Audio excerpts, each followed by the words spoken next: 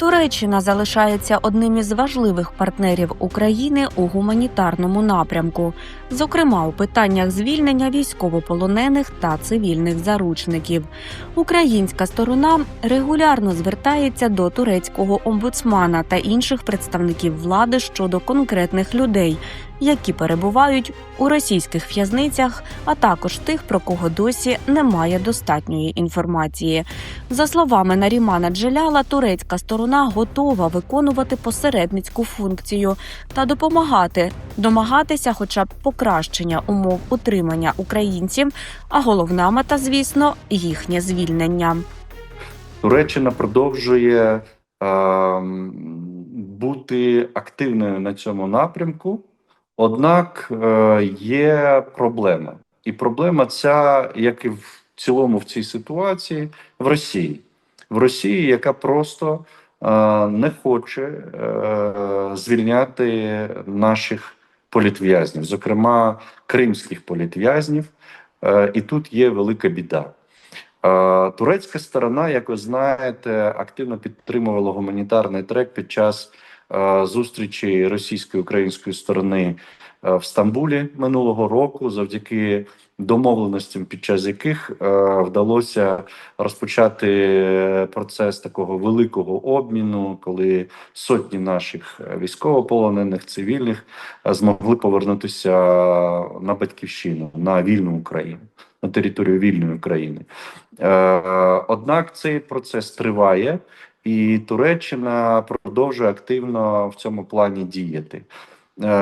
Ми регулярно проводимо зустрічі з омбудсменом Турецької Республіки, спілкуємося по конкретних кейсах про ситуацію в цілому, просимо його бути певним посередником, бути людиною, яка сприяла щонайменше поліпшенню умов утримання українських громадян в російських в'язницях, таборах і так далі.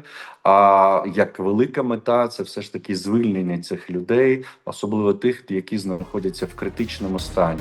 Окремо Москва продовжує блокувати звільнення кримських політв'язнів та українських активістів. Наріман Джелял вважає, що переслідування цих людей має не лише каральну, а й показову мету – залякати мешканців окупованого Криму та не допустити появи надії на можливість опору. Російська Федерація не хоче, абсолютно не хоче відпускати людей, до яких має суб'єктивне ставлення. А я впевнений, що має. Росія, чи можна сказати Кремль, не може пробачити кримським татарам, українським активістам в цілому, які активно виступили проти окупації, зокрема Криму, Російською Федерацією. Ви пам'ятаєте всі ці події 2014 року, коли велика кількість людей виступала проти окупації.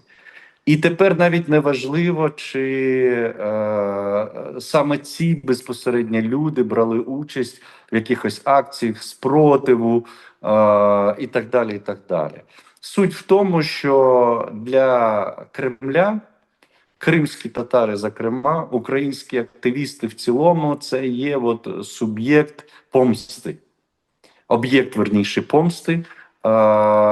І нічим інакшим, ніж таким ставленням я пояснити оце небажання Росії відпустити на волю людей, яких ми в Україні вважаємо політичними в'язнями, тобто людьми, яких переслідують за їхні політичні, релігійні чи інші погляди, не можу. Абсолютно не можу. Ще один важливий напрямок – збереження питання Криму на міжнародному порядку денному.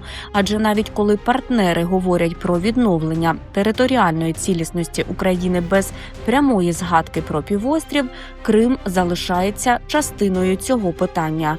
Водночас Україна має постійно нагадувати про ситуацію на окупованому півострові. Адже в турецькому суспільстві досі є значні прогалини в розумінні того, що там відбувається.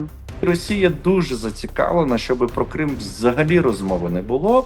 І тут якраз дуже важливо говорити про те, щоб Крим залишався на порядку денному. І Туреччина нам в цьому допомагає, зокрема в рамках нашої ініціативи. Це Міжнародна Кримська платформа в усіх її вимірах, там лідерському, експертному і так далі, парламентському і так далі. Нам це допомагає тримати цю ідею по порядку денному.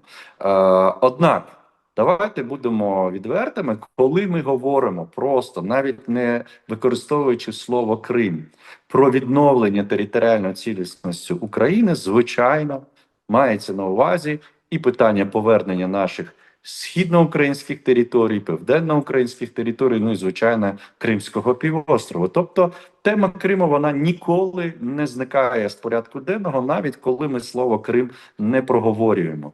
Але для нас, для України, зокрема для кримсько-татарського народу, звичайно важливо, щоб лунала саме назва Криму, звучала ситуація в Криму, переслідування в Криму, порушення прав в Криму, положення кримсько-татарського народу, взагалі українських громадян в Криму, що з ними відбувається і так далі. Для України питання Криму – це не лише дипломатичний порядок денний, а й доля тисяч людей, які роками залишаються в окупації та російських в'язницях.